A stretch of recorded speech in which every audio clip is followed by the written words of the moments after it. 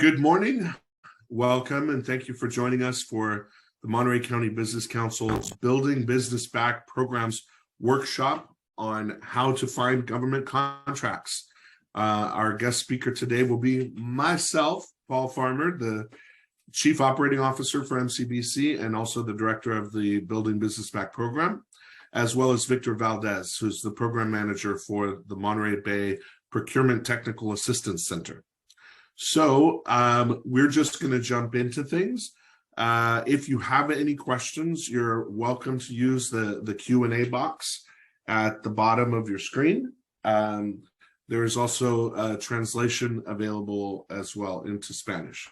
So again, we thank you. And I'm going to just jump right into things. So I have a presentation I put together so you don't have to look at my face anymore. And let me share that with you. So here we go. Let me put it in the right mode here. Slideshow from beginning. And Victor, can you see my slides? No. Oh, well, let me try that again. Share screen. Maybe it'll help if here we go. And now can you see my slides? Yes. All right, that's the answer I was looking for. Okay, so my part of the presentation will talk about local government purchasing in Monterey County. And when Victor Valdez takes over, he will talk about in general. So it will apply to Monterey County as well. So I just want to share with you some general points about how you become a vendor for many cities and counties. The information I'm going to share is also, while we will look at the city of Salinas and the county of Monterey, we're actually going to click through the links and see what some of the stuff looks like. I think it's pretty generic and applies to other places as well. Okay, so what we'll do during my part of the presentation is just talk about different types of contracts and procurement software that are out there, what it means to be vendorized, what you have to do to be able to sell to city and county governments. I have a couple quick comments about something called the local preference policy. And then we're going to look at some links that the Building Business Back program has put together in Monterey County. And we're going to dive into a few of those links and look at what the contracting pages, what some of them look like for the county of Monterey and the city of Salinas. So that's my part. Let's just jump in. First of all, most cities and counties these days have gotten on board with some type of contracts and procurement software. There are a number of different options, but they all perform relatively similar functions. The city of Salinas uses a platform called planetbids.com. And the city of Monterey, as an example, uses a different platform called OpenGov. But the software does the same thing, which is it serves as a way for people to search for and find available bids to apply for those contracts and to be notified if there are changes to them. If you have any questions, they don't want you to email or phone call the city staff directly or the county staff. They want you to put it through the platform so that it's fair to all. So they would use the platform then to gather all of the questions, come up with their answers, and push the same information out to everybody. That's what they use the software for. Also, they would notify you if you're awarded a bid or if you are not. You have to be careful to make sure that you check all the boxes and do everything that's needed, because if you don't, then your bid may not be accepted as responsive. And I just have another note that governments often have different websites for public work projects versus professional services and commodities. And you'll see that when we actually look at some of the purchasing pages for the city of Salinas and the county of Monterey are the examples that I will use today. So we're going to actually spend a quick moment and look at what the vendorization process looks like. So vendorization basically means filling out all of those different forms so that you're in the system. And we're going to look at the county of Monterey's process. You'll have something called a vendor registration and a vendor data record. And we're going to look at that really quickly. So let me see. Victor, I'm going to check with you to make sure. Can you see my screen that's on the Yes. County of Monterey now?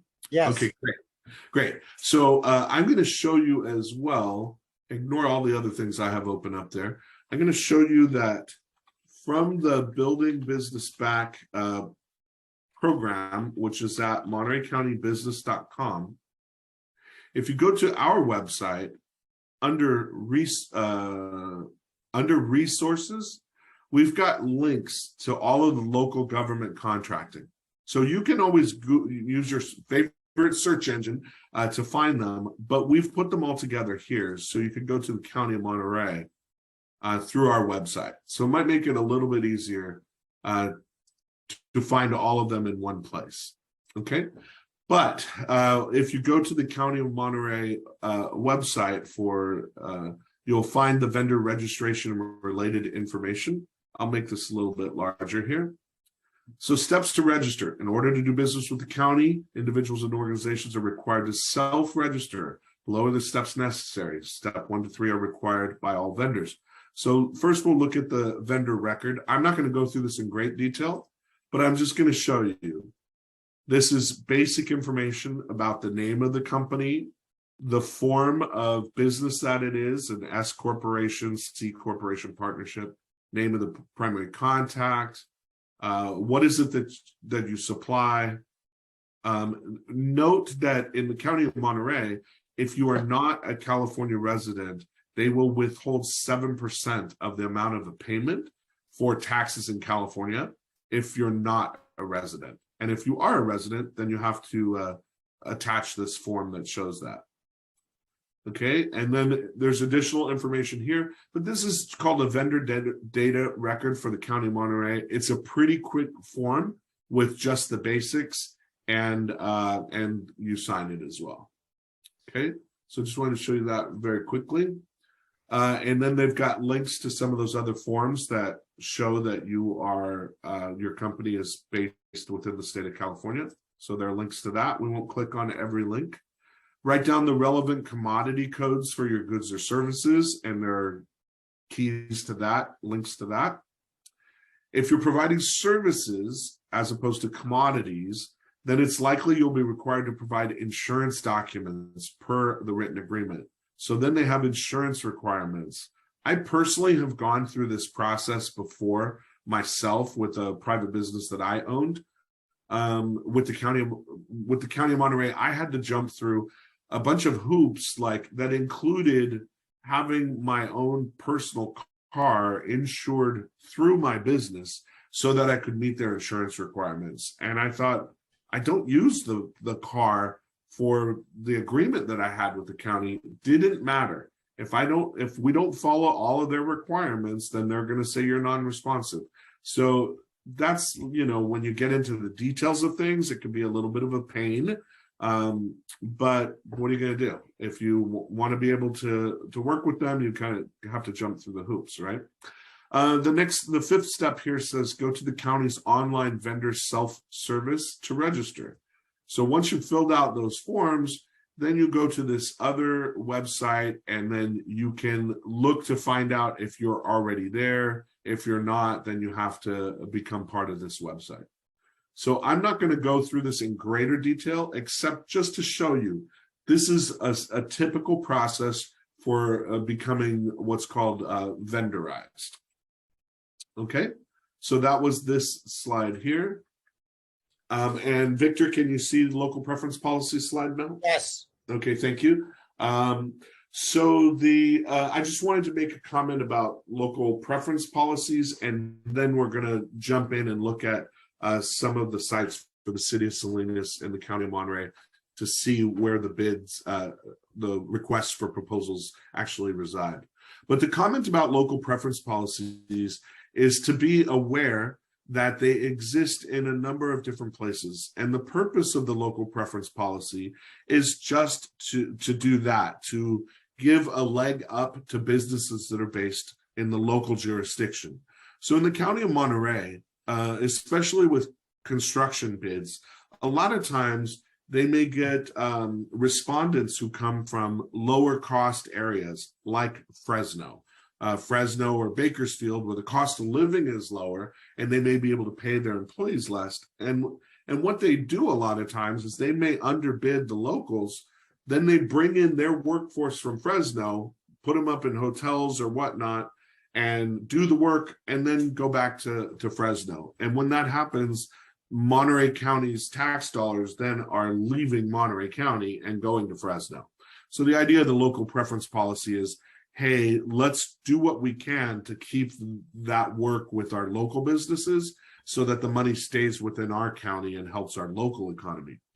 So there are different forms of that. Sometimes the local preference policy will say, okay, let's receive all the bids, and let's say that we're bidding out an item, and let's say the Salinas vendor bids $100. And I'll just, not to pick on Fresno, but I'll say the Fresno or the out-of-town person bids $97. So in the first example, they may go to the Salinas vendor and say, hey, we got another bid that was $97. If you're able to match that bid, then we'll award the contract to you, if that was a responsible bid from the non-local. That's not ideal, because it's making the local vendor cut their price, even though their costs may be higher. And when I was looking through things for the County of Monterey, it looks like that's the type of local preference policy that they've put in place.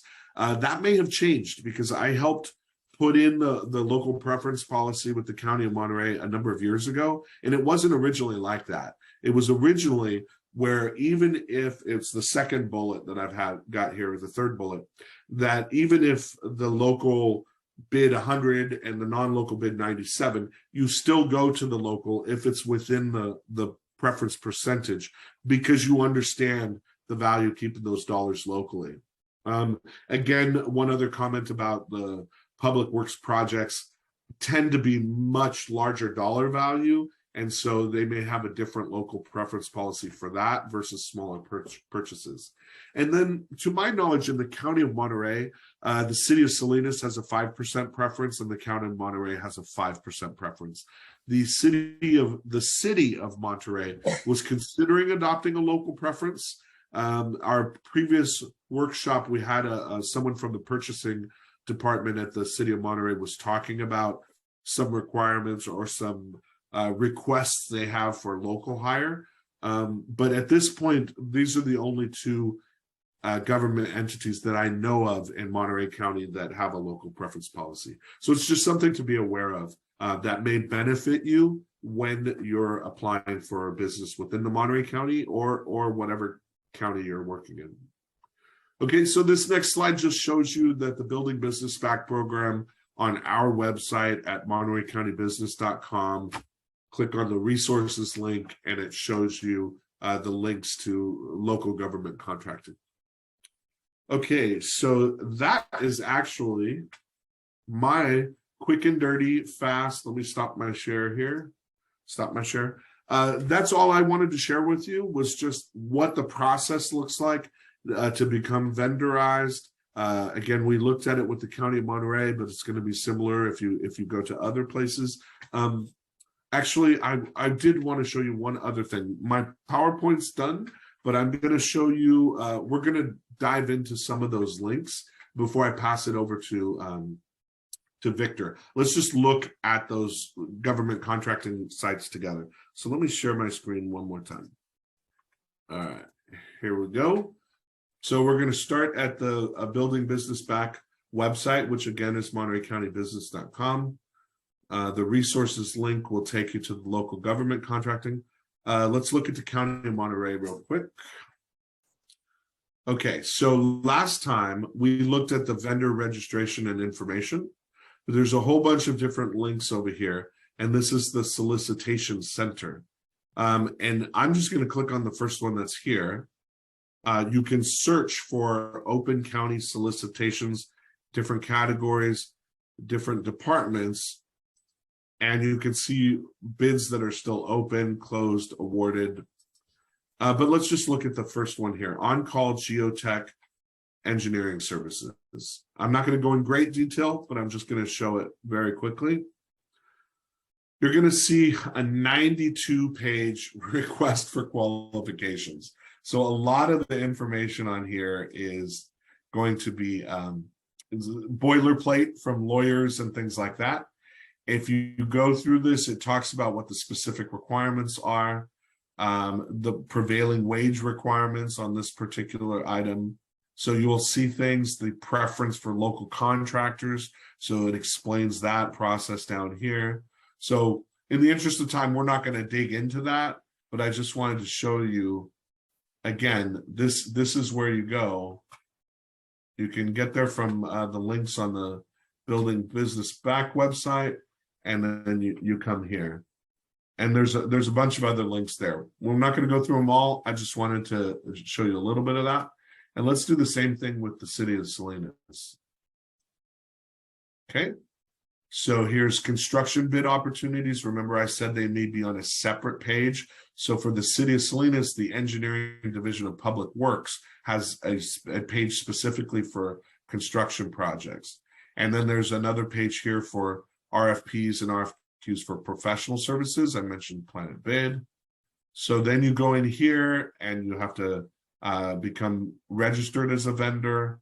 And then once you do that, you can also see what opportunities are available. And again, they're using Planet Bids over here. So similar process, different entities. Yeah, that's what I got.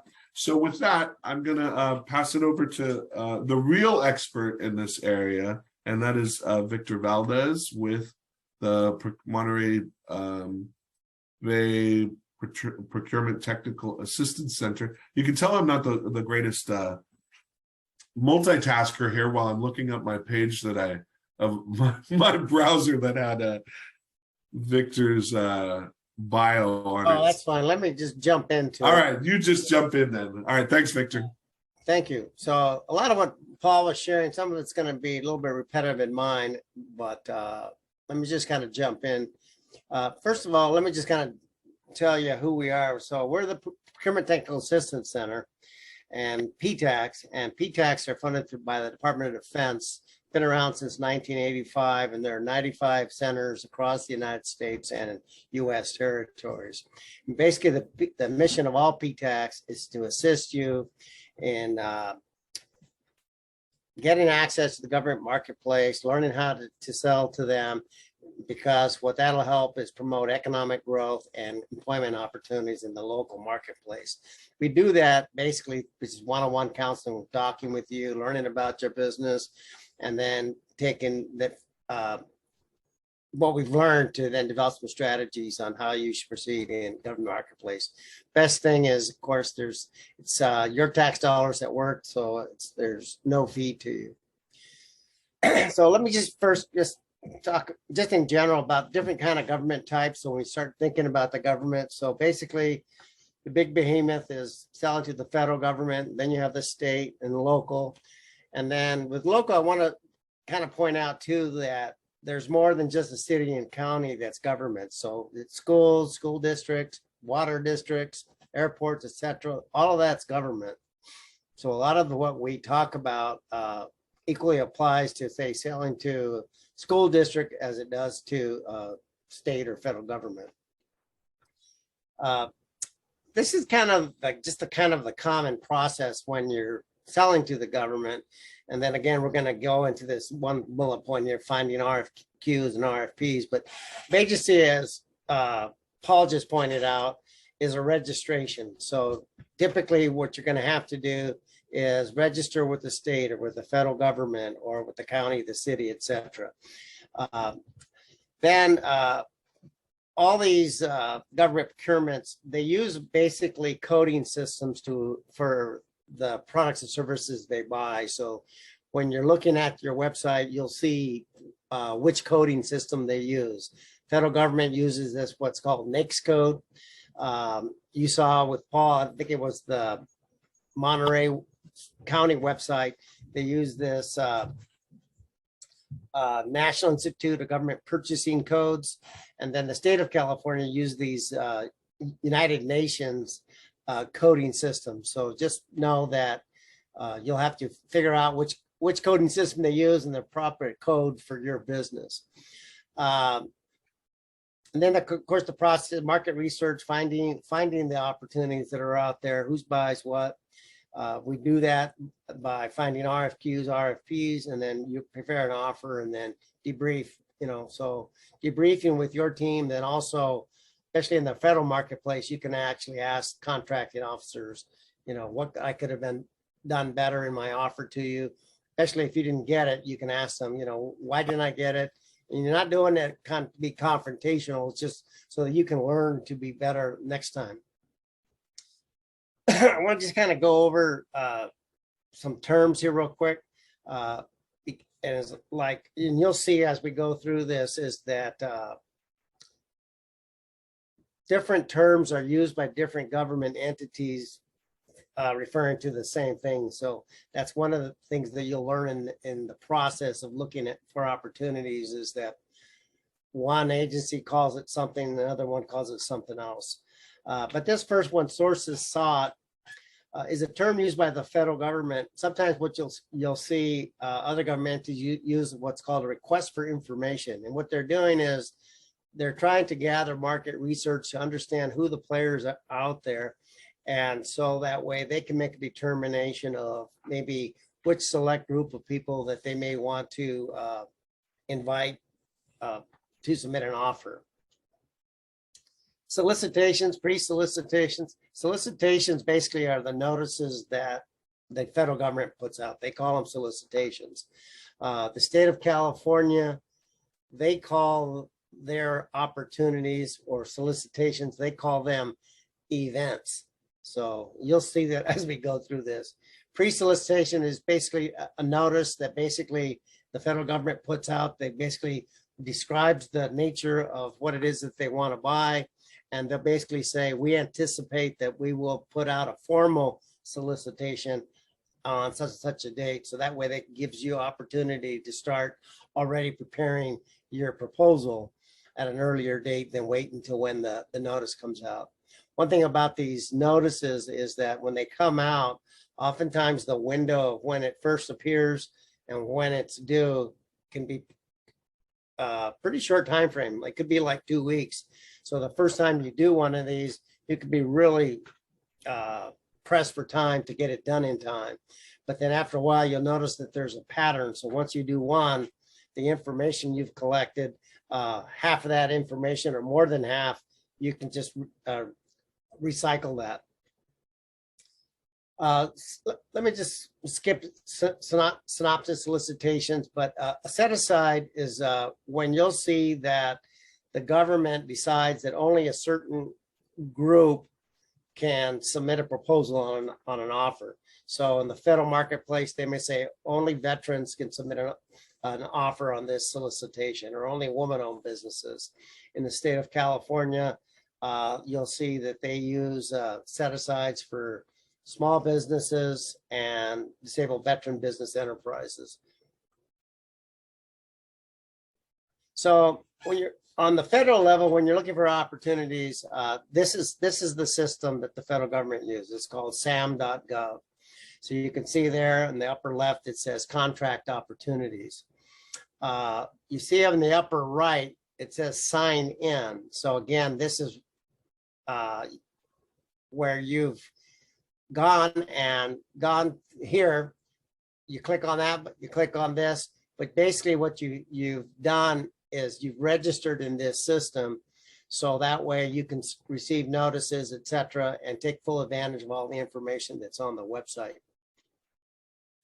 When you have signed in, on the upper left-hand corner where you see where it clicks home, what the page you're seeing here is what they just call the workspace. But to find opportunities, you want to click on that home page. And then it takes you to this page, and then you click on contract opportunities. Once you get in there, you can see that if you know, like in this search window there, like what you see, that number, that's the actual number of a solicitation. So if you know that already, you could pop that in there. Or again, you could use a keyword, but the best thing to do is click on that hyperlink where it says advanced search. So when you get in there, you'll see it automatically, it's populating stuff on the middle of the screen. But all the filters that you can utilize are on the left. So you can see, like in this example, we used a keyword for construction, notice type. There's different options there, but again, we're looking for opportunities. So we're looking for either pre-solicitation notices or solicitations. If you want to see past awards, that's one of the options as far as a notice type that you can see, okay, let me see what are the past awards. That can be really useful too if you're looking to see, like, is the government buying what I sell? And if they do, how are they buying it? Are they doing multiple year contracts, or they're just doing one contract each time? So that can be really useful to you. So like in this example, I'm going to go through a couple pages on this one is, again, it was construction. Scroll down a little bit. What you see where it's highlighted in blue, you can click on that and then it'll take you to the next page where you can get more detailed information on the opportunity. So this is what it looks like. So for example, we clicked on this WI Genoa well construction. And so then here it comes in there. The red arrow that's pointing where it says follow, if this is an opportunity that you really have an interest in, you take a look at it, and we're going to look at more of it. By clicking on follow, what the system will do is it'll automatically email you anytime there's been new updates to this opportunity.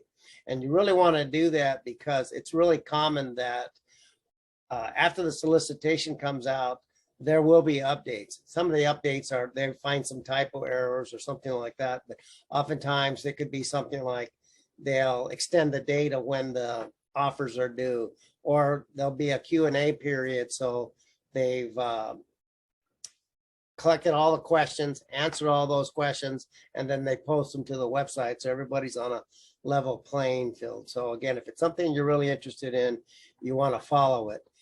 Again, it's important to note that in order to follow an opportunity, you need to be signed into the system. You know, you don't need to be signed into the system to find these opportunities, but to follow them, you do have to be signed in.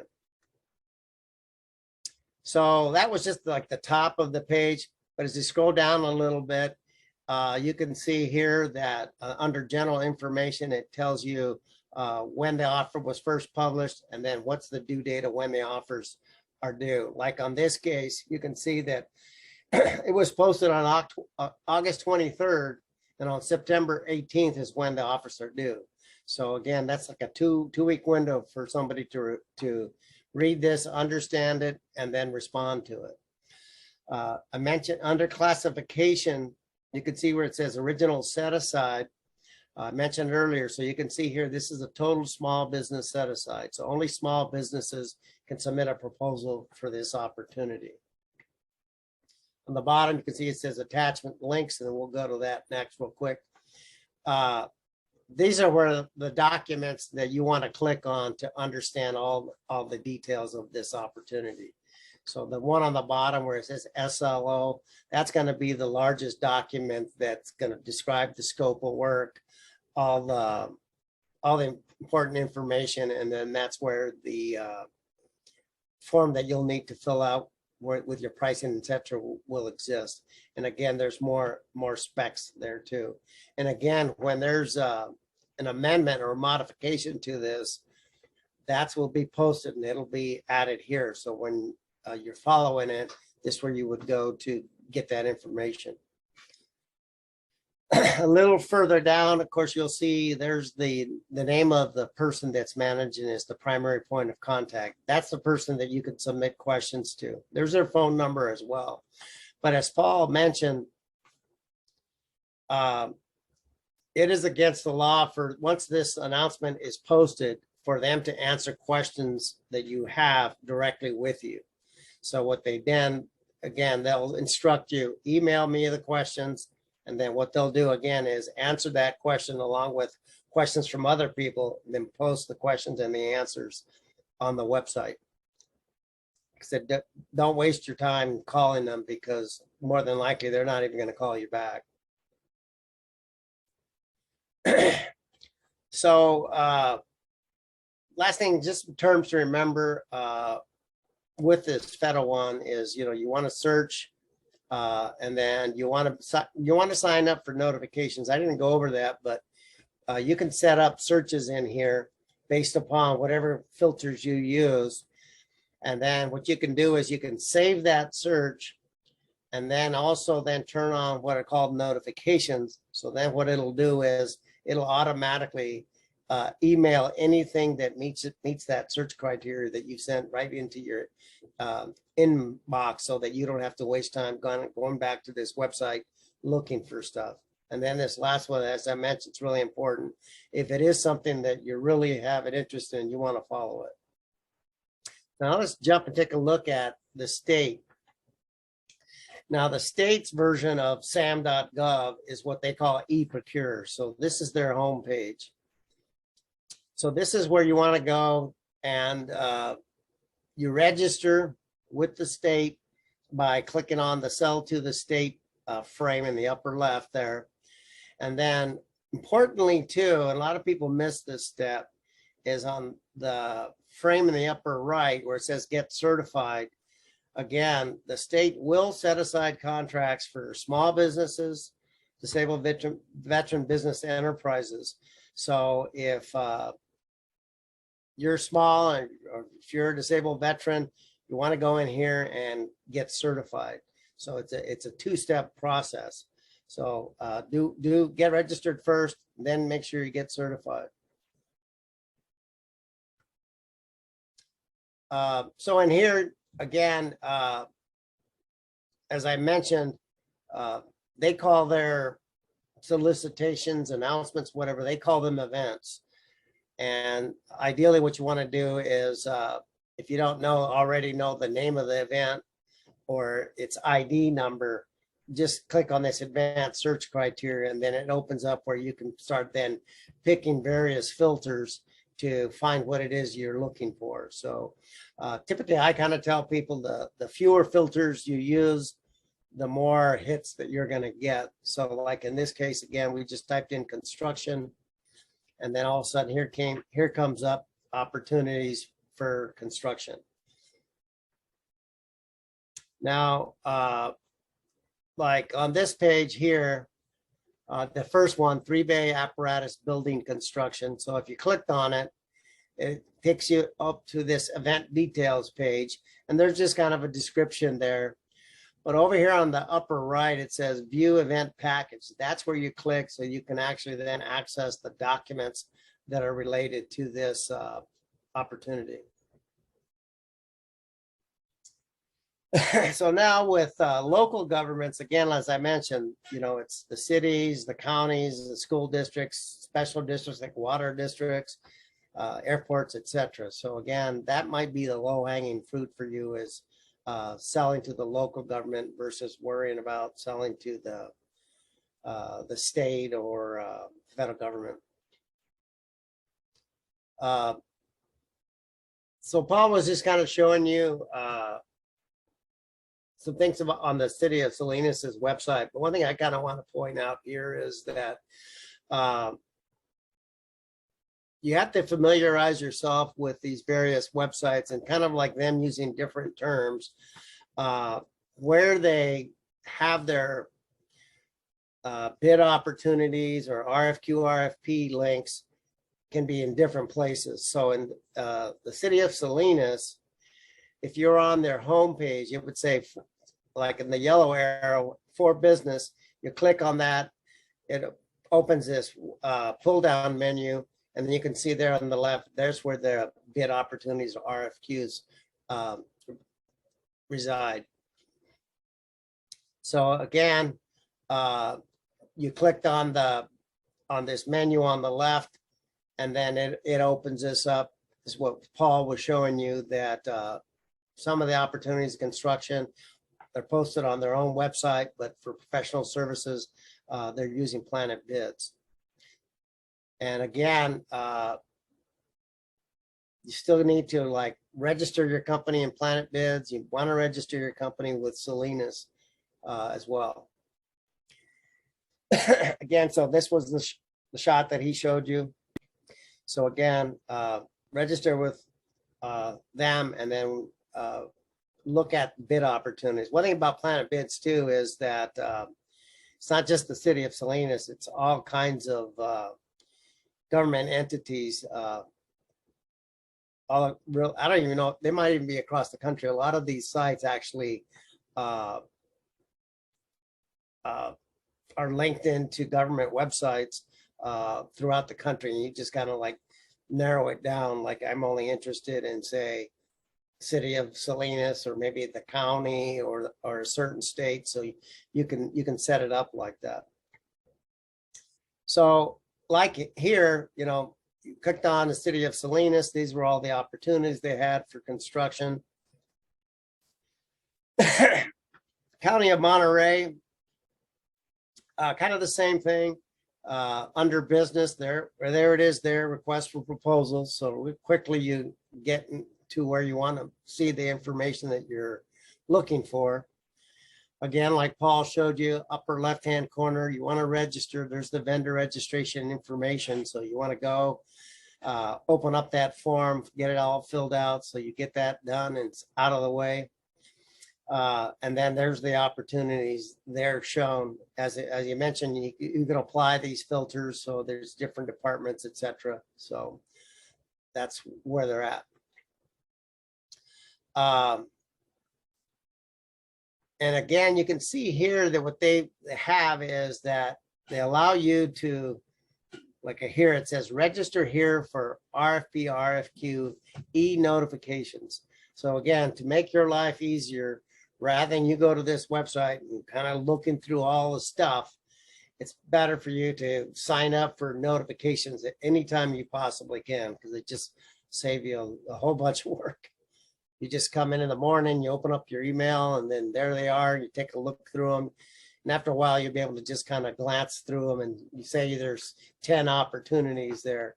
But just by glancing at sometimes the titles of them, you know that, well, these 8 really don't apply to me, but here's 2 that I'm going to open up and take a closer look at to see whether or not it's something I want to continue to follow, or definitely say submit a proposal on.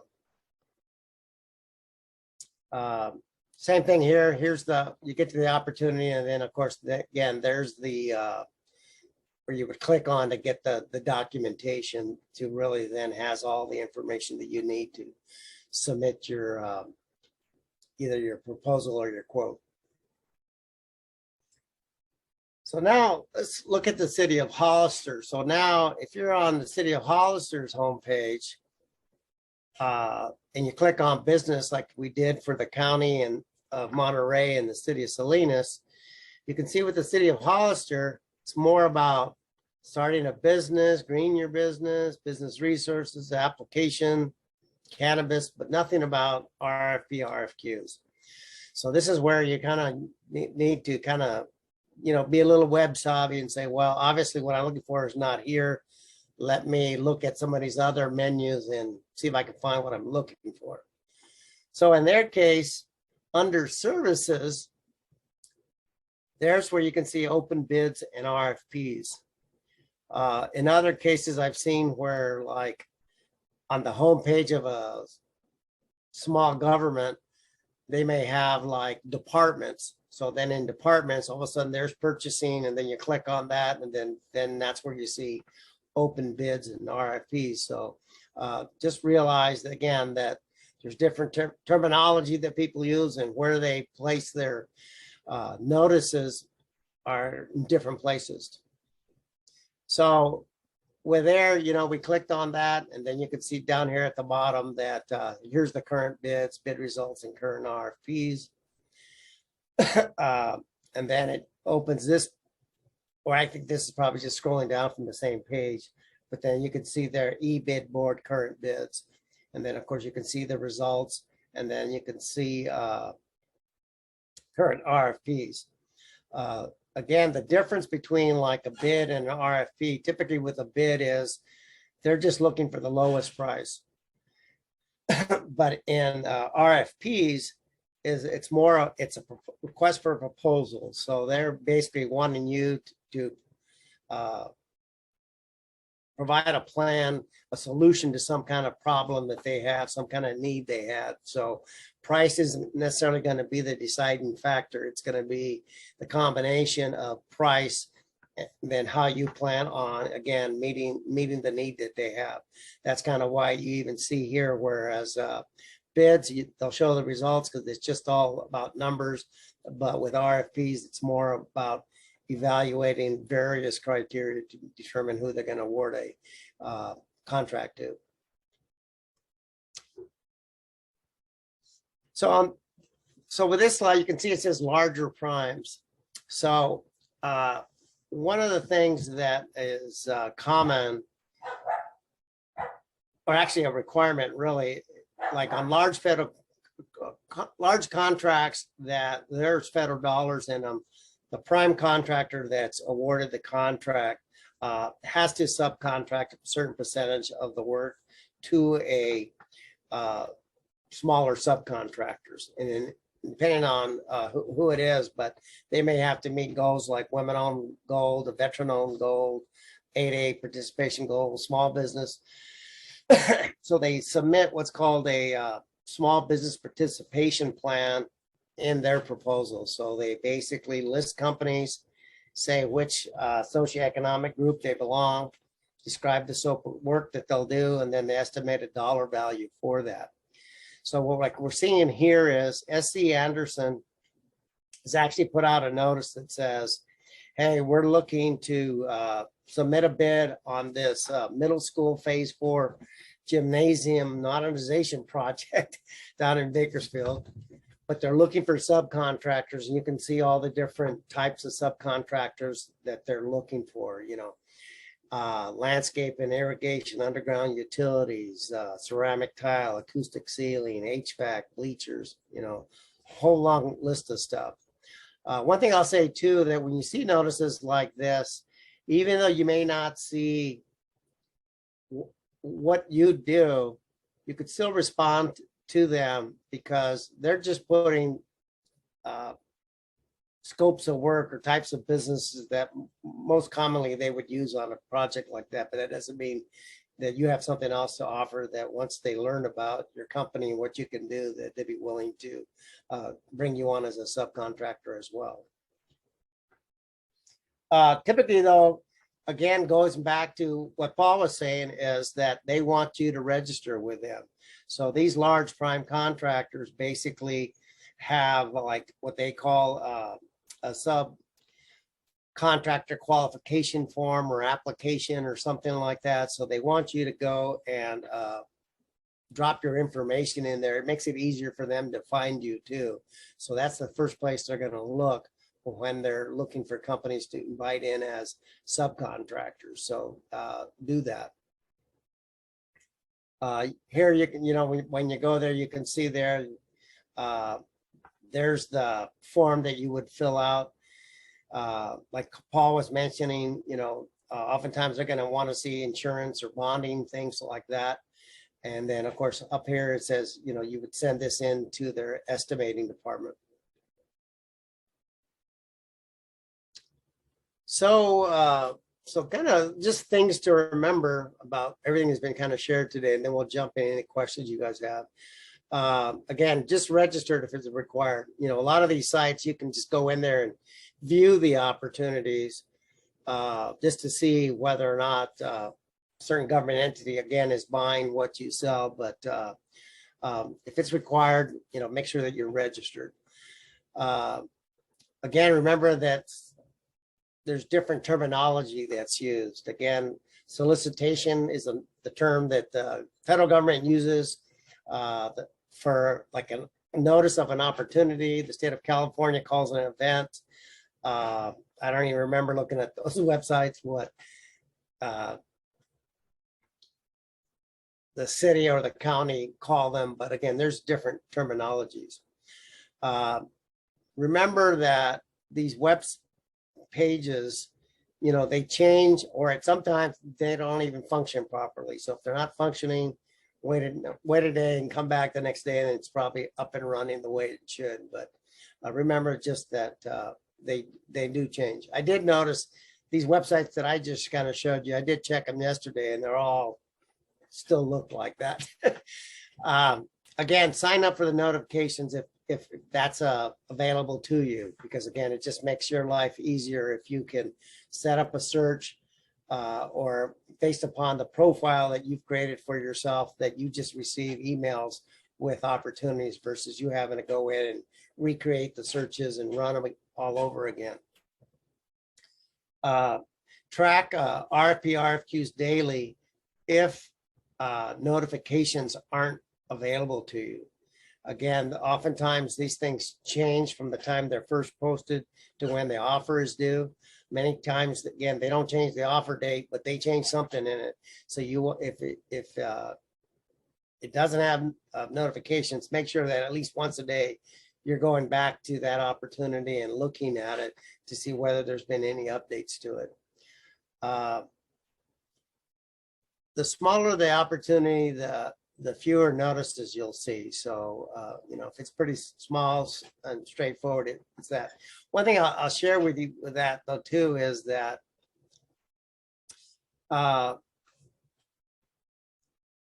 governments of all sizes, from, you know, towns all the way up to the federal government, literally buy billions of dollars worth of stuff every year, but they never post a public notice about it because they're just what are called either micro purchases, small purchases. And typically what they're doing is, you know, they're finding you by finding your website, or they just know that you're a local business. They know you. And so they're going to pick up the phone, call you and say, hey, you know, this is what we need. You know, what's the price? And then they're going to pay with a credit card. So be knowledgeable about that, you know, because if the product or service that you sell, say typically is like $10,000 or less for like a typical order that you're processing, you want to make sure that they know that you're out there and that what you do and what you sell. So that way they can just contact you when they need product or services and then pay with a credit card. That's what this purchase cards are. It's nothing fancy. It's just a credit card. Outreach events, anytime you can be out there networking, again, making people aware of your business, that really helps you to get into government contracting. These happen on a regular basis. Now with, we're finally getting out of the pandemic, you're going to see more of them. And basically 2 weeks on August 17th, as an example, the Navy is going to be having a How to Sell to the Navy event up in San Jose. So have a web presence, again, especially if what you sell is kind of lower dollar value. You know, you want people to find you on the internet. So have that. Plus, today's world, you're just more professional by having a website. And then this last one, this PTAC bid match service, we provide at no cost to clients that are registered with us. Basically, it's a system that searches literally thousands of websites that are government websites where they're posting their opportunities. So again, based upon the profile that we set up for you, it'll go out and do all the hard work for you. And all you got to do is open up your email and review what comes in. So with that, any questions for Paul or myself?